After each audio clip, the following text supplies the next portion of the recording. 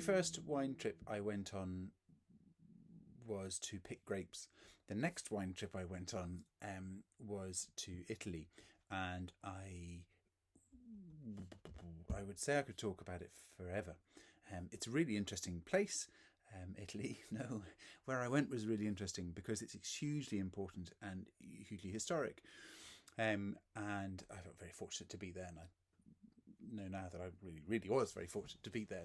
It is the Castello Ricasoli, Castello di Broglio, in the south of Chianti Classico, just north of Siena, but still very much a Florentine property.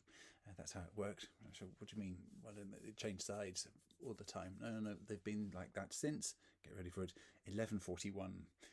That's not 1141 in the morning, that's 1141 AD, and they're extremely historic and well rooted and grounded, and they kind of wear everything that's happened to them very much on their sleeve. There are pockmarks on the outside wall of this wonderful castle from mortar fire during the Second World War, so you can just see holes in the brickwork. No less important is the family's chapel, which has got the sarcophagus of all the great barons of the castle, the Barone Ricasoli, the Ricasoli family, who still inhabit it. And Francesco is the current baron, and he's the 32nd baron, and he will stay there until he chooses not to or dies.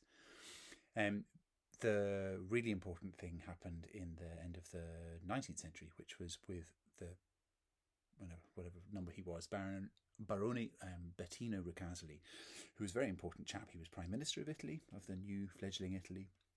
He was called the Iron Baron because he was sort of relentless in terms of his adherence to what he really believed in, a moral chap.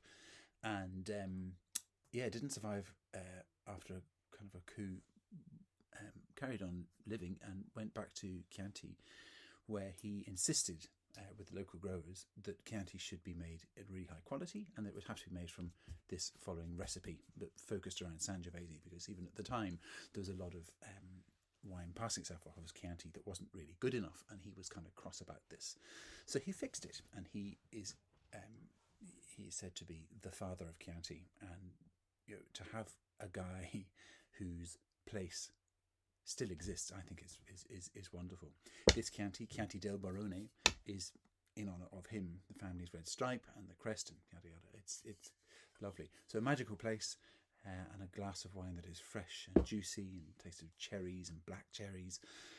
I think it's a lovely thing to be able to have and to be able to remember them by, and that's why I like it and drink it lots.